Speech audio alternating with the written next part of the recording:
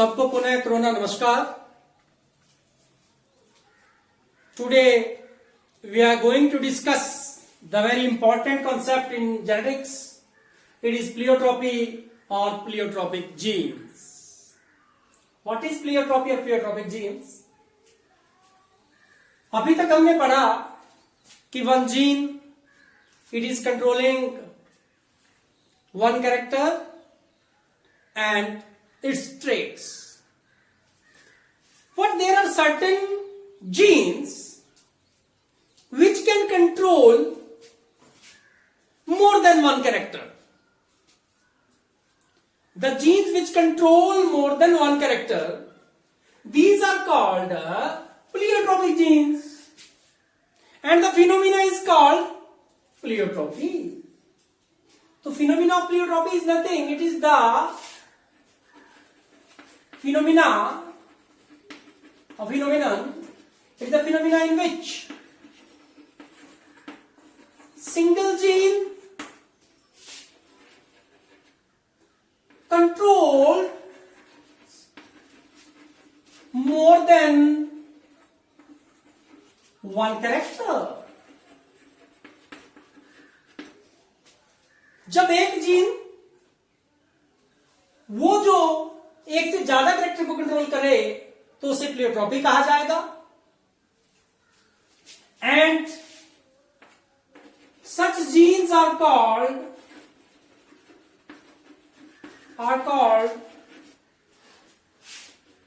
प्लेयोट्रॉपिक jeans.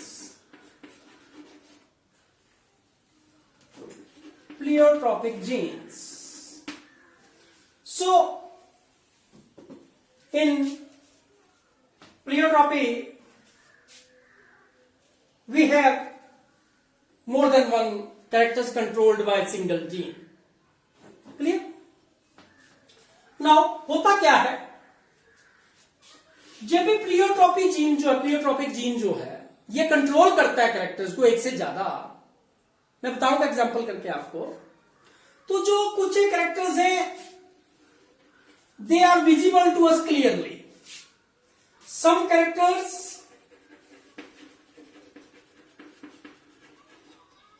they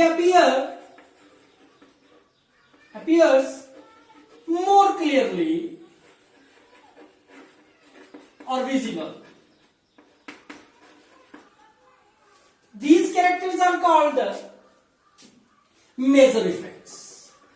मैं अभी example लेके कराऊंगा बेटा आपको। उन कैरेक्टर्स को हम मेजर इफेक्ट्स कहेंगे और इनके कारण जो अदर चेंजेस आए इन major effects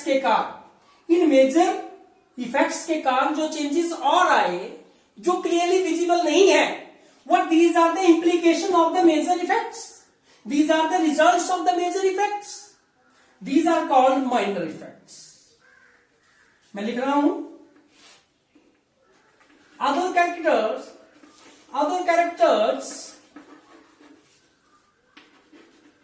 which are not clearly visible, what occur due to major effects। हुए क्यों? वो नहीं अदरवाइज होने थे, पर वो मेजर इफेक्ट्स के कारण हुए। These are called minor effects। क्या कहेंगे बेटा? Minor effects कह देंगे उनको। तो there are major effects and minor effects are there। Clear? Then what is there? Examples of these processes. I am discussing here the examples one by one.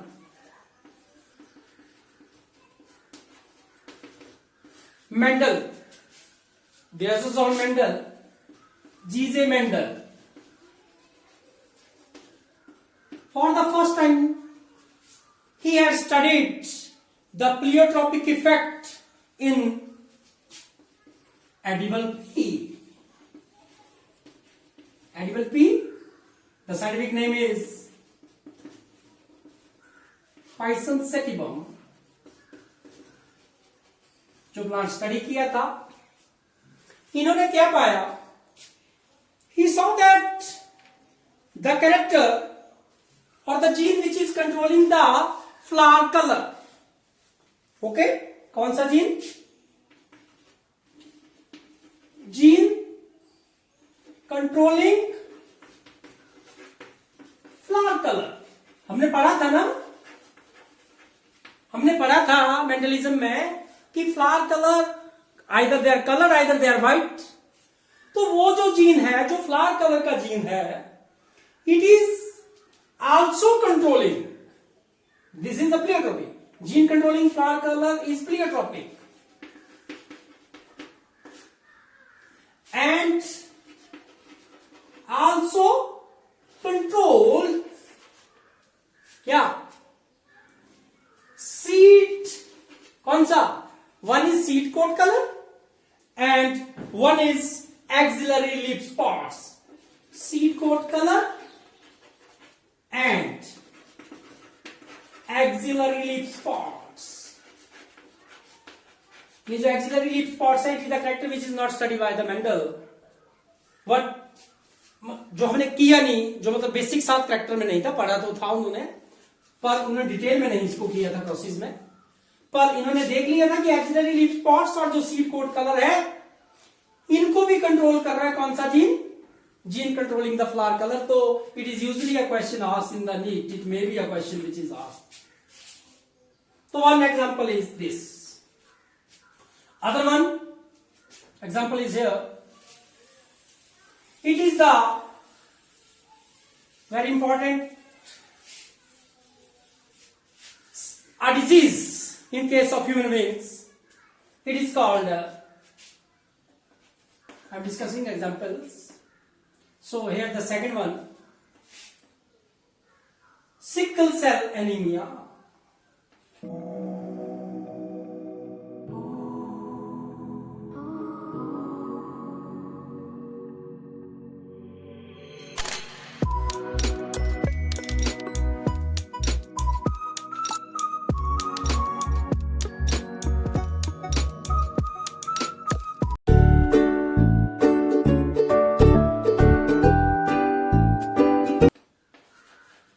Sickle cell anemia.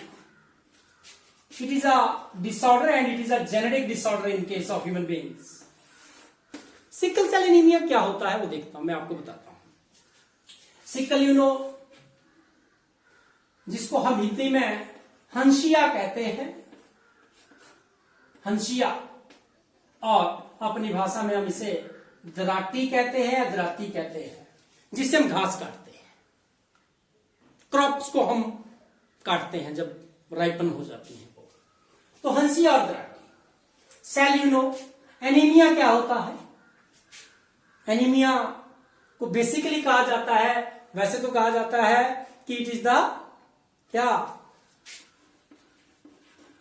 वैसे लोग इसे खून की कमी कहते हैं अपनी भाषा में, हिंदी में। पर खून की कमी का मतलब ये नहीं है कि खून कम हो जाएगा। It is there is a deficiency, not like, it is deficiency of haemoglobin. आप ध्यान से देखें, मैं पहले आपको इसके फीचर्स बताऊंगा, इसके सिम्टम्स बताऊंगा इस डिजीज के, then I will turn it to the genetics of sickle cell anaemia. Okay, देखिए डेफिशिएंसी ऑफ हीमोग्लोबिन का क्या मतलब है? We should know that where is the haemoglobin is present. Haemoglobin होता कहां है? Haemoglobin is present in RBC. Okay, if it is RBC, biconvex होती है वो। ओके, यहां पे this is RBC and this is haemoglobin inside it. ध्यान से देखिएगा मैं क्या बताऊंगा। मैं एचबी लिखता हूं हेमोग्लोबिन को, HB count, haemoglobin count. Now this is a normal RBC बेटा, ध्यान से देखिएगा, मैं जेनेटिक्स भी साथ साथ में करूंगा। Normal RBC having normal what? Hemoglobin. And hemoglobin is a very important pigment in our RBCs. It carry both the oxygen from the lungs to the tissues and CO2 from tissue to the lungs to expel it out by the expiration. तो normal RBC में haemoglobin होगा. Now we should know what is the structure of the normal hemoglobin. और दूसरा, मैं अभी आपको haemoglobin का structure यहां पे बता रहा हूं. अब आप देखें, normal haemoglobin, its formation is controlled by a normal gene, which is gene HbA. कौन सा जीन? HbA. यह कंट्रोल करता है. Now, what is the structure of the hemoglobin? What is the structure of the hemoglobin? ये देखें आप, structural aspect. See here, in structure, hemoglobin have two parts. One is heme. Heme mean iron. हमें word ही iron के लिए लगता है. और globin, it is the globular proteins, तो it is a protein part. It is a protein part. So the haemoglobin have, सुनिएगा ध्यान से, it have two kind of polypeptides. Polypeptides mean proteins. It has two kinds of polypeptides. See here now. It have globular protein, तो मैंने globular structure बनाया. और these two जो मैं yellow colour में बना रहा हूं, these are two alpha, ठीक है? These are two alpha polypeptides. And two more are there. मैं जिन्हें स्पेशल कलर से बना रहा हूं, देखें आप, पिंक से बनाता हूं.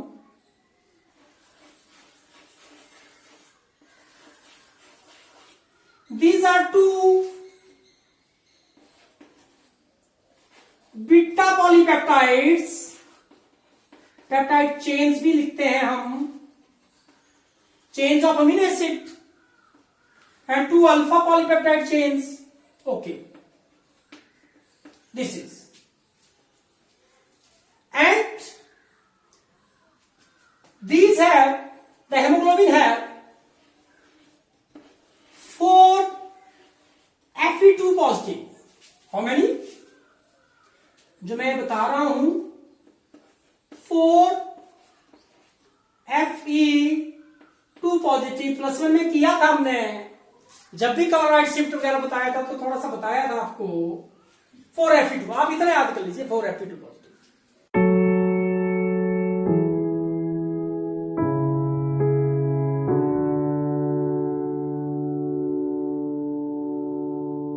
ओके, मैं डिटेल में इसकी स्ट्रक्चर में नहीं जा रहा हूं, बायोकेमिकली नहीं मैं करना चाह रहा हूं, मैं तो जेनेटिक्स करना है ना हमने. पर मैं इतना बताऊंगा कि पॉलीपेप्टाइड इज लाइक दिस.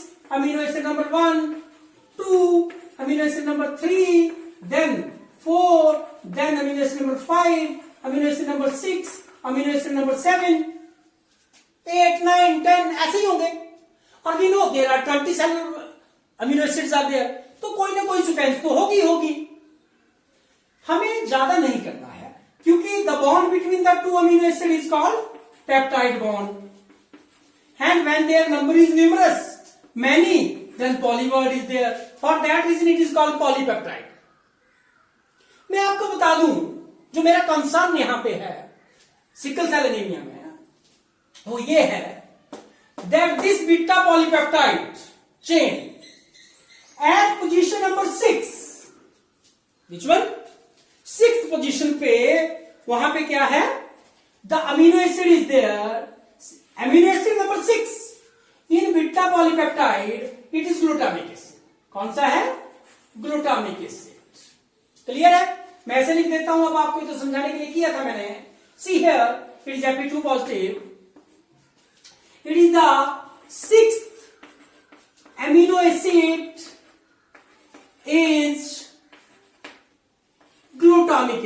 देखिएगा आप ध्यान से, अब मैं वो मेजर इफेक्ट की बात करूंगा आपसे।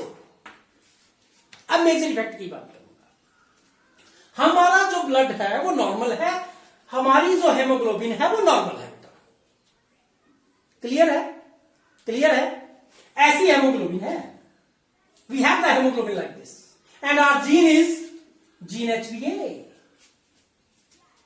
What happen? The person with sickle cell anemia, they have, ये जो मैंने बोला डेफिशिएंसी ऑफ हीमोग्लोबिन क्यों होता है, इन देम, यहां पे आपको बता रहा हूं जो मेजर इफेक्ट है, इसलिए मैंने बॉक्स में रखा क्योंकि वो तो क्लियरली विजिबल होता है। इसका जो कॉन्सेप्ट का जो मेजर इफेक्ट है वो क्या हुआ, that this gene HbA it got mutated. सुनना, if the mutated gene is there or allele, it is HbS gene. देखिए जेनेटिक्स क्या बोल रहा है, यहां आपको समझाता हूं। See here.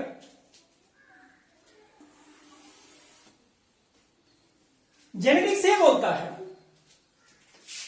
That sickle cell anaemia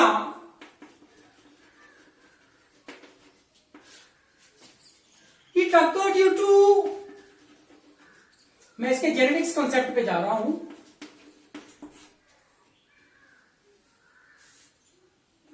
genetics of, ध्यान से देखते रहिएगा बेटा, सिकल सेल एनीमिया वो ये है कि sickle cell anaemia occur due to mutation of normal gene HbA to form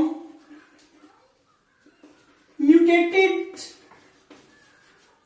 gene HbS. कौन सा gene? Gene HbS. Gene HbS क्या करता है, वो भी इस तरह से ही हेमोग्लोबिन तो बनाएगा, क्योंकि हेमोग्लोबिन वाला जीन है। जीन HbS, मैं से अदर कलर में लिखता हूं, gene HbS is there and this gene will form an hemoglobin. It form hemoglobin. ध्यान से देखिएगा बेटा, the most important aspect, it will form hemoglobin in which major effect है इस जीन का, major effect, in which beta polypeptide chain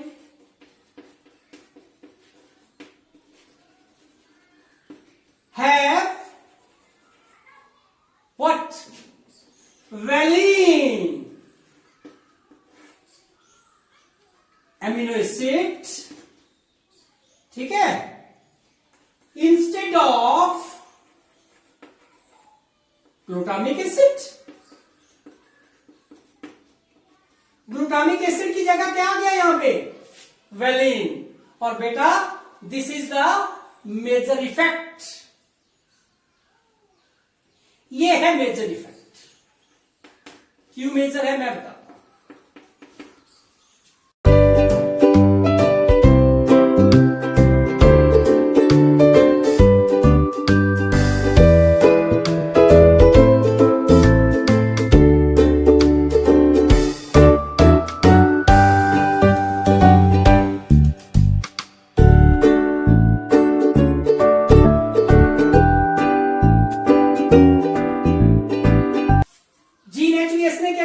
देखिए gene HbA क्या कर रहा था, वो नॉर्मल हेमोग्लोबिन बना रहा है।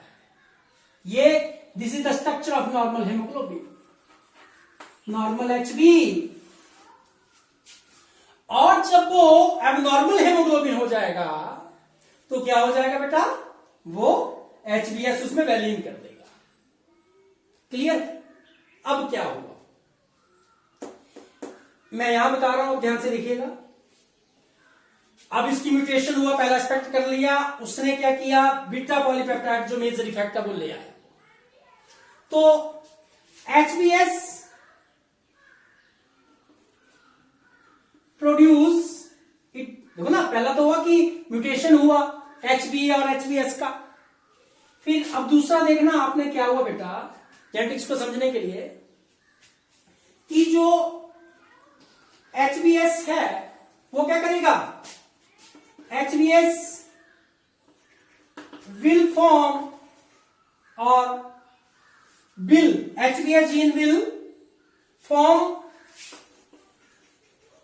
hemoglobin having valine at 6th position of, ठीक है, at 6th position of amino acid in beta polypeptide।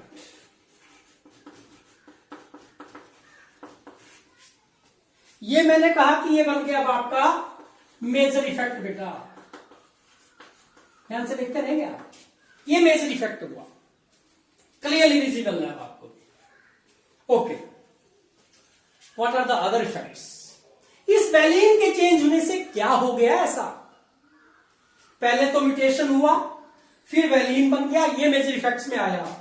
What happen due to the major effects? These are called the other effects.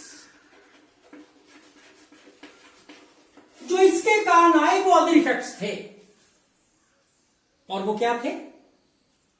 You know the sickle. Sickle कैसी होती है वो आप देखें यहां पे। Sickle is having a shape of, दाती कैसे होती है, दाती जो पीछे उसमें लकड़ी की हथकली लगी होती है उसको हम काउंट नहीं करते, जो लोहे वाला पोर्शन है वो आप देखेंगे जो आयरन से बना है, क्योंकि हेमोग्लोबिन में आयरन होता है, मैं इसलिए बोल रहा हूं कि आप याद रख सकें। जो हंसिया की शेप है वो कैसी होती है? It is like this is, it means it is with the pointed and.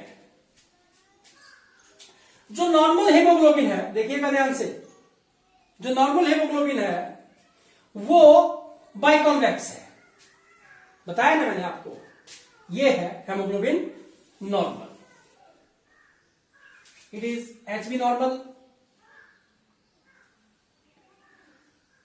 Biconvex and having normal hemoglobin। normal RBC have this shape, this is RBC, और कौन सी RBC?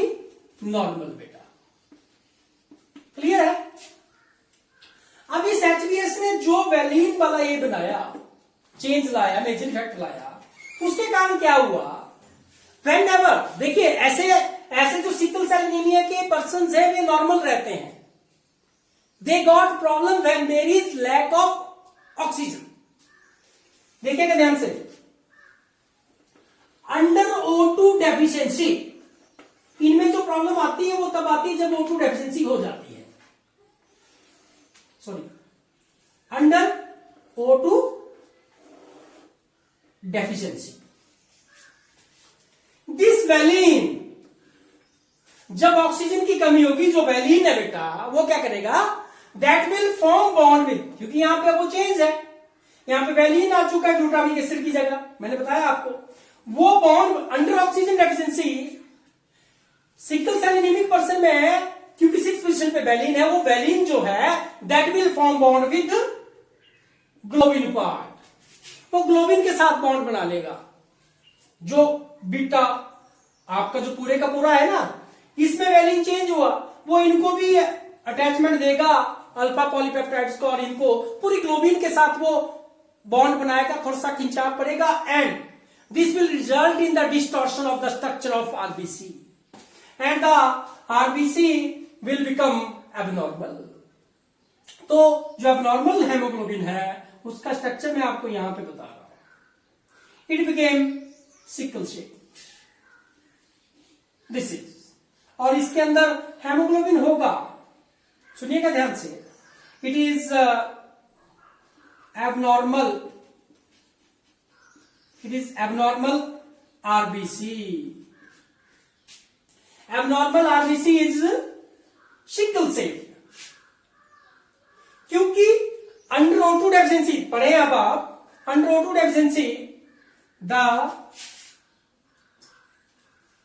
पहला जो आपका माइनर इफेक्ट्स आएंगे, अदर इफेक्ट्स और minor effects इनको कहते हैं। पहला है the valine form bonds with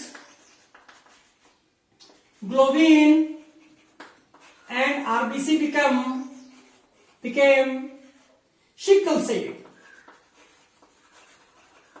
RBC became sickle shaped. Clear है? क्लियर है बेटा इतना?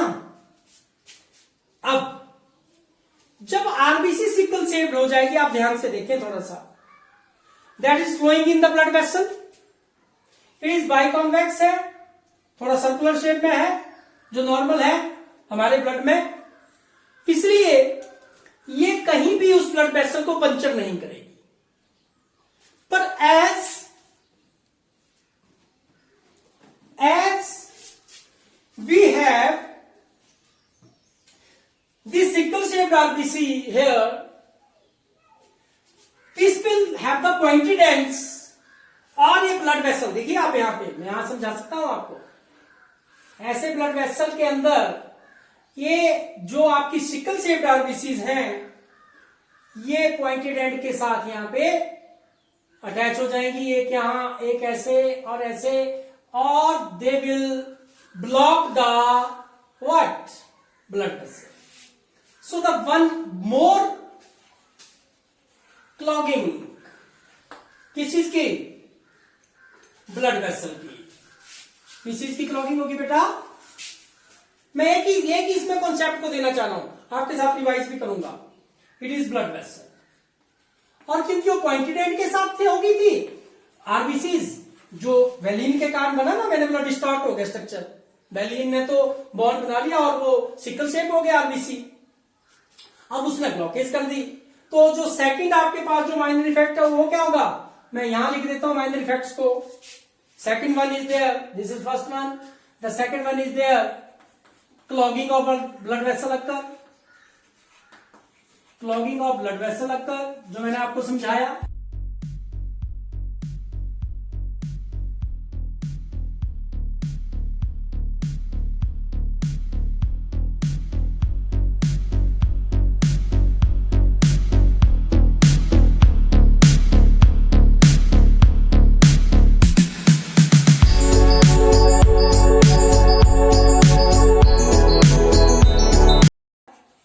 अच्छा, अब इससे क्या होगा?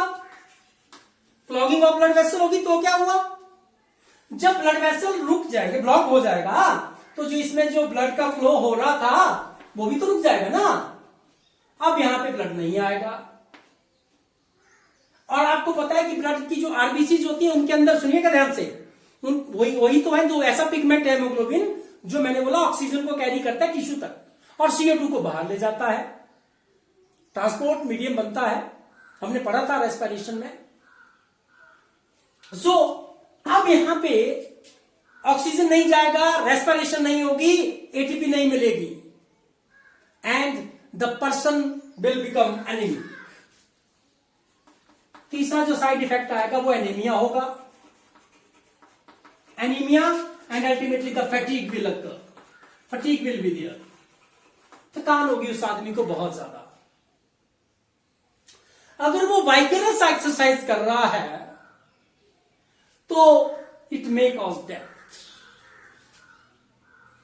जब बहुत ज्यादा एक्सरसाइज किया जाता है तब भी ऑक्सीजन की बहुत ज्यादा रिक्वायरमेंट होती है, तब भी ऑक्सीजन डेफिशिएंसी हो जाता है, या वो हाई एल्टीट्यूड में जा रहा है जब ऑक्सीजन की डेफिशिएंसी है, तो उस आदमी की जो क्लॉगिंग ऑफ ब्लड वेसल होगा, और उसके साथ साथ बेटा क्या चीज, वो एनीमिक फील करेगा। ठीक है, अब ऑक्सीजन की सप्लाई नहीं होगी, जो वाइटल ऑर्गन्स हैं आपके, brain, spleen, they will get degenerated. तो अदर जो साइड इफेक्ट है, this is very important, degeneration of what, brain and spleen. Brain will be dead. If brain will got dead, the person will got dead. Coma and ultimately death will be there. ये होगा sickle cell anaemia से। एक और बात, anaemia क्यों होता है? Because these RBCs they have less lifespan. These sickle shaped RBC have less lifespan. Sickle RBCs. So what now we found that there is a major effect due to this gene HBS. HBS ने एक major effect किया, उसके कारण देखिए कितने minor effects आगे, कितने और कैरेक्टर कंट्रोल कर रहा है। एक कैरेक्टर तो उसने कंट्रोल कर लिया कि उसने आरबीसी के वैलिन को रिप्लेस कर दिया, 6th पोजीशन में वैलिन लगा दिया ग्लूटामिक एसिड की जगह, पहला मेजर इफेक्ट। दूसरा, जो वैलिन है वो बॉन्ड्स बनाता है, आरबीसी के शेप को चेंज कर देता है, second effect, second character. Third, उसके ब्लड वेसल ब्लॉक हो जाएंगे, फिर एनीमिया और ब्रेन डिजनरेट हो जाएंगे, degeneration of the brain and spleen. ये अगला जो करेक्टर वो कंट्रोल कर लिया, ठीक है।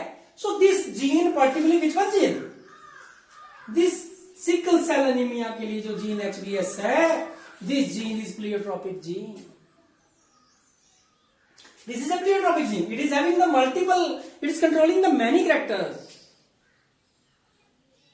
इज इट क्लियर और not? It is clear not. तो ये तो मैंने अभी जीन के बारे में बोला। Now is there is the concept of genetics. ये हमें देखना पड़ेगा कि ऑफस्प्रिंग में भी जाता है कि नहीं जाता। जब मैं जेनेटिक वर्ड बोल रहा हूं, मैंने बोला कि it is genetic disorder, it is a genetic disorder, मैं बार बार बोल रहा हूं it is a genetic disorder. तो इसकी कहीं ना कहीं जेनेटिक्स होगा। वो जेनेटिक्स क्या है वो अब हम देखेंगे। See here, what is the genetics of this. अब मैं जेनेटिक्स लिखूंगा, वो क्या है? Sickle cell anaemia is controlled by two, ध्यान से सुनिएगा, two codominant, which one? Codominant genes और एलील्स और जीन HBA एंड HBS। मतलब हो गया कि ये कोडोमिनेंट है। कोडोमिनेंस आपको पता ही, दोनों ही अपने आप को एक्सप्रेस करते हैं। तो जब दोनों एक्सप्रेस करेंगे तो क्या स्थिति होगी देखिएगा। सो मैं लिख रहा हूं possible genotypes, this is to be remember and the most important concept among the genetics is here. देखिए बच्चों, पहली स्थिति ये है HBA होगा, दोनों ही जीन नॉर्मल, होमोलोगस क्रोमोसोम पे होंगे ना दोनों, तो वे नॉर्मल होंगे। और this is the normal person.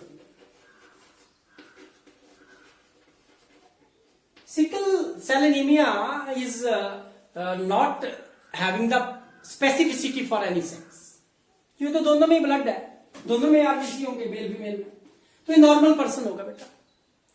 या तो कंडीशन कैसी होगी, इट इज HBA और HBS। अब ऐसे में पता क्या होगा, जो HBA जीन है वो नॉर्मल आरबीसी बनाएगा और HBS वो सिकल शेप्ड आरबीसी, अब नॉर्मल आरबीसी बनाएगा। तो पर्सन में हमें वो डिजीज दिखाई नहीं देगी, क्योंकि उसको थोड़ी ऑक्सीजन की डेफिशिएंसी में वो कोप आउट कर लेगा। The such kind of the person is called carrier. It is called carrier sickle cell anemic. ये पेशेंट नहीं है पर कैरियर है, इसमें जीन है। Carrier mean it will give its particular allele HBS to the next generation, इसमें possibility है। Then the one more is there, the situation may be HBS homozygous, it is heterozygous, ये जो ऊपर वाली है पर कैरियर इंडिविजुअल है। और इसमें कैसा होगा बेटा, the person became sickle cell anaemic, उसमें डिजीज पाया जाएगा।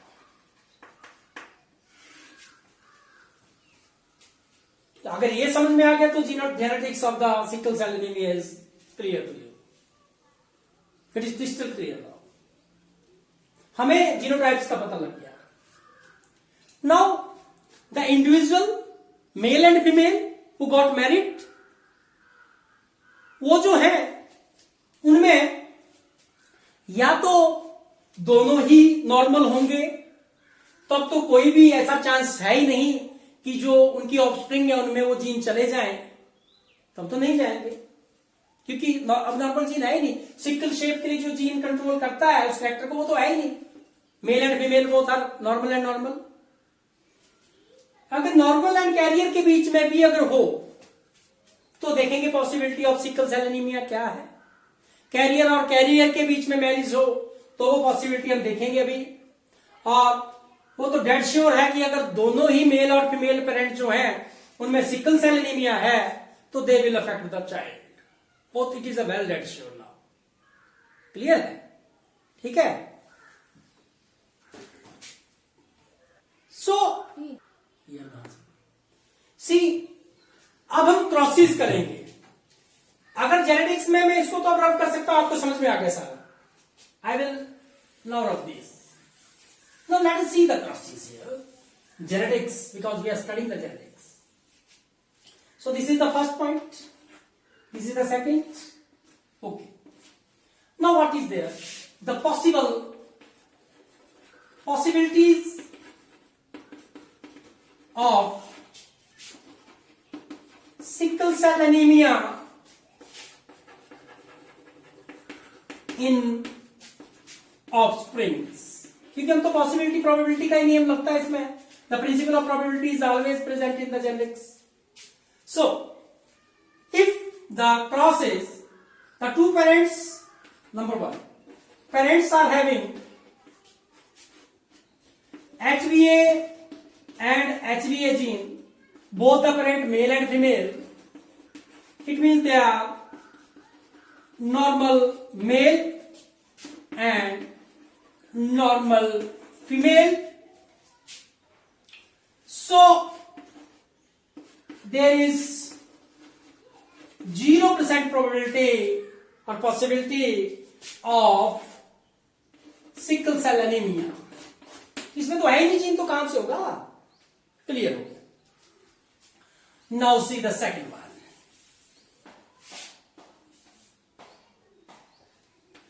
Second cross is there. If parent में देखें आप,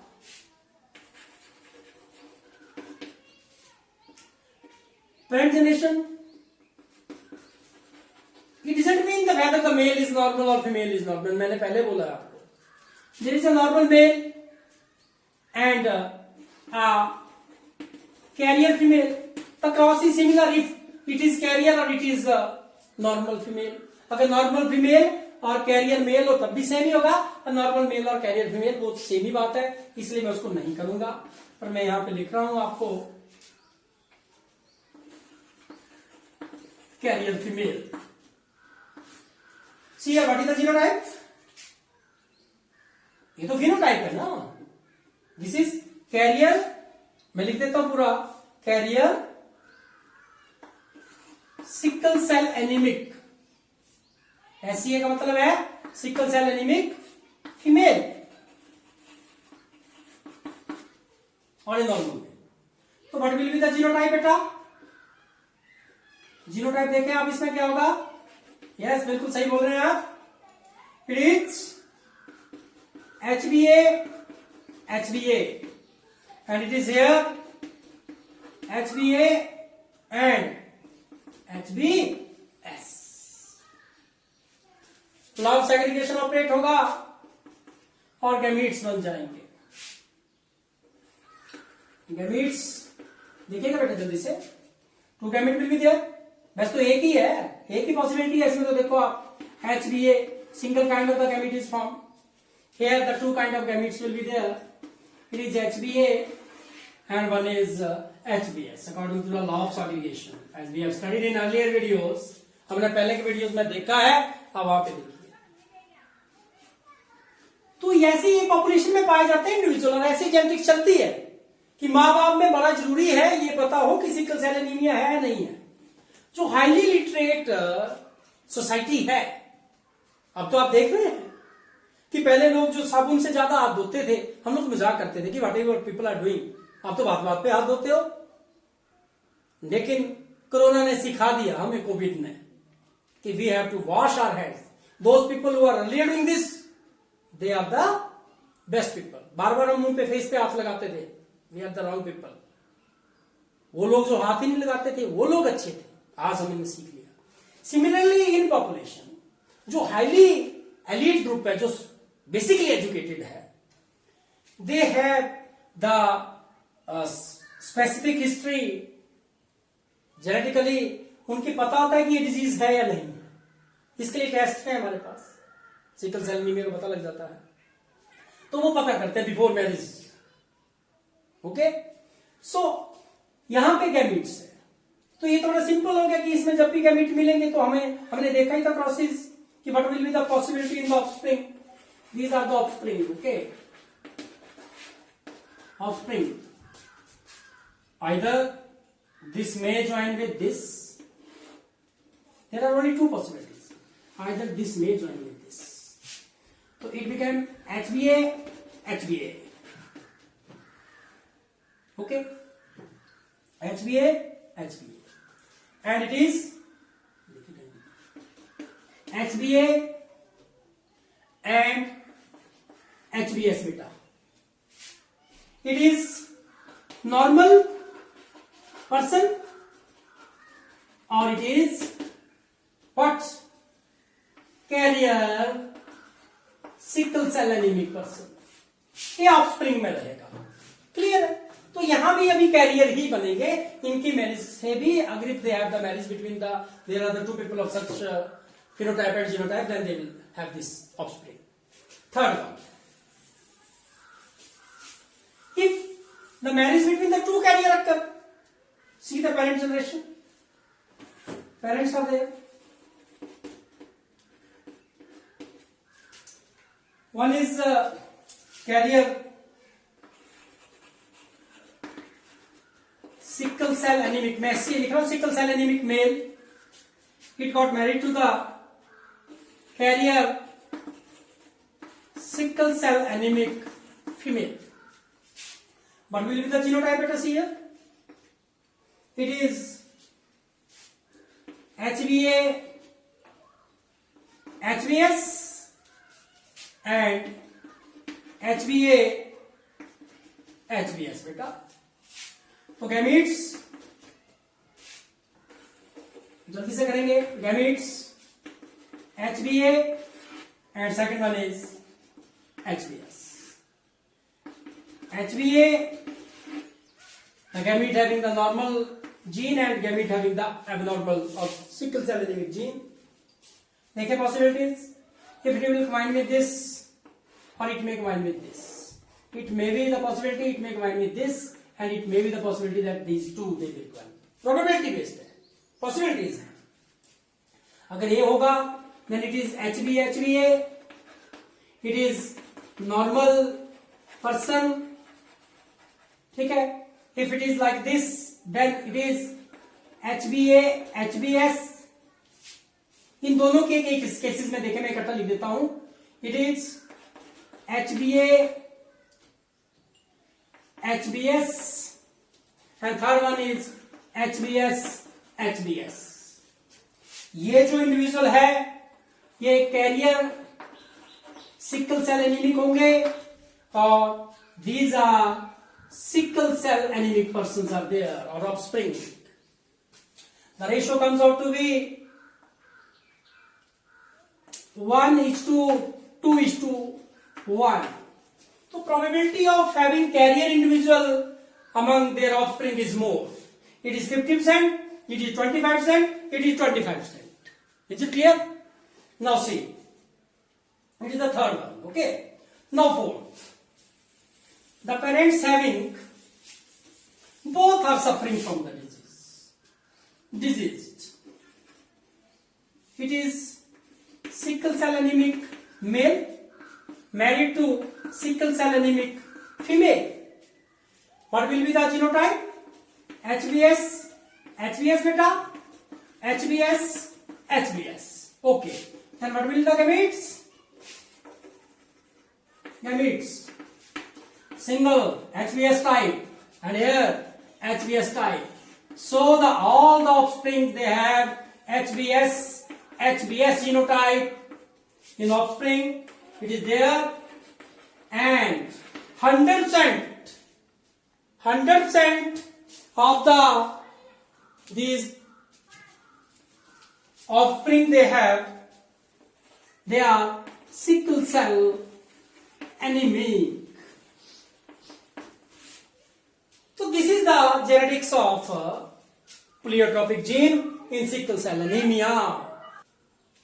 So it is the genetics of the sickle cell anemia having the major and minor effects. The various possible causes are there. You should practice them at your home. कीजिए. In the next class we will have the one more aspect, which is polygenic inheritance. तब तक के लिए सभी को करो नमस्कार.